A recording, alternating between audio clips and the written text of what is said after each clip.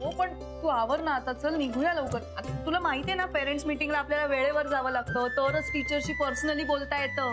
ती तयारच आहे मी. तुला काय वाटतं शाळेतून गुरुला फोन गेला असेल? केला असेल ना, स्कूलमध्ये तर यांचाच नंबर आहे. मला तर भक्ती मिसनी फोन करून सांगितलं म्हणून कळलंय. तुला काय वाटतं गुरु येईल? आज इथे हेच जायचे, पण आता येतील असं नाही वाटून राहिलं. तू येतेस ना माझ्या बरोबर, मग झालं. एकदम कॉन्फिडेंटली बोला. मी काय बोलणार, इथे तर सगळं इंग्रजीतनच बोलतात. माझं सगळं शिक्षण मराठी माध्यमातून झालं ना, मला नाही इतकं बोलतायत. आता अथर्वचा अभ्यास घेता घेता थोडस बोलते, ते बोलायला पण प्रॅक्टिस असावी लागते ना. अगं होईल हळूहळू प्रॅक्टिस, तुला मग जमेल बघ तुला. मला तर खूप टेन्शन येऊन राहिलं.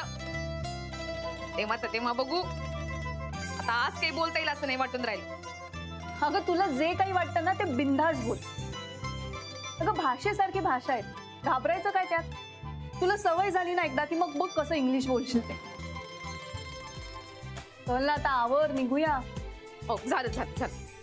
अथर्व, अरे चल रे लवकर, मीच बघते. अथर्व. हा राईट राईट, नाही डोंट वरी, मी पोहोचतो वेळेत. Yes sir yes sir, bye.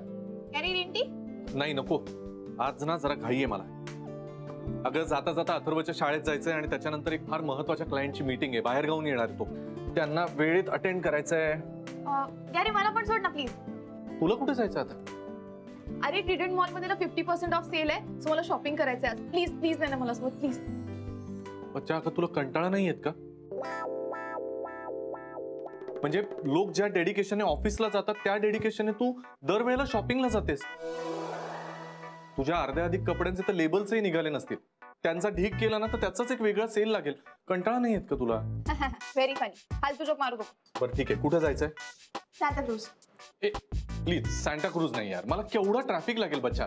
आणि मला अथर्वच्या शाळेत जायचंय, तिथे उशीर होऊन नाही चालणार आहे आणि क्लायंटची मीटिंग पण महत्वाची आहे, मला वेळेत पोहोचायचं. तू एक काम कर ना, तू टॅक्सी किंवा कॅब करून जा ना. हा एक काय आहे, नेहमी नेहमी अथर्व नाही तर राधिका, काही ना काहीतरी कारण असतं तुझ्याकडे. मला काय व्हॅल्यू आहे की नाही? नाही बच्चा असं नाहीये, प्लीज म्हणजे you please try to understand ना. मला अथर्वची जबाबदारी टाळता नाही येणार आणि पेरेंट्स मीटिंगला राधिका जाऊन काय करणार आहे, मलाच जावं लागेल ना. हा ते आहेच म्हणा, तिला तर धड मराठी पण बोलता येत नाही, शाळेत काय बोलणार आहे? बच्चा चल बच्चा, मी निघतो. ऐक ना, तरी मी येते सोबत प्लीज. कुठे? शाळेमध्ये? हा मी गाडीत बसून राहीन ना, तुझी मीटिंग झाली की मला हाफ वे सोड, मग मी जाईन पुढे. अगं पण तू तासभर कार मध्ये बसून काय करणार आहेस? ते बघेन मी, करेन काय पण लक्षात ठेवा तुझ्यासाठी सहन करते मी हे सगळं. बरं ठीक आहे, तशी तुलाही सवय होईल ऍडव्हान्स मध्ये हे मुलांचं सगळं बघायची, म्हणजे पेरेंट्स मीटिंग आणि शाळा आणि सगळं. राईट? येऊ नाही हा, मला ऍलर्जी आहे लहान मुलांची. I can't imagine my self like that.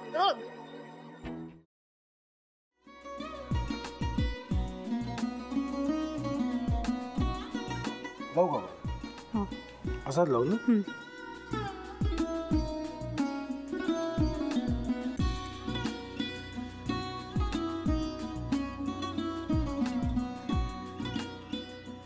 आता काय करायचंय? आता आपण ड्राय स्टफिंग दुसरं काय करणार आपण त्यात? आपण ह्याच्यात मेयोनीज न टाकता बाकीचे सगळे साहित्य टाकायचे. अच्छा, हे सगळं. ऋतू, माझा तर विश्वासच बसत नाहीये. म्हणजे अगं बहिणी आमचं लग्न व्हावं म्हणून किती प्रयत्न करत होती आणि ते सगळं करताना ती शिवच्या आम्हाला माहिती पुरवते. नाही, मला नाही वाटत.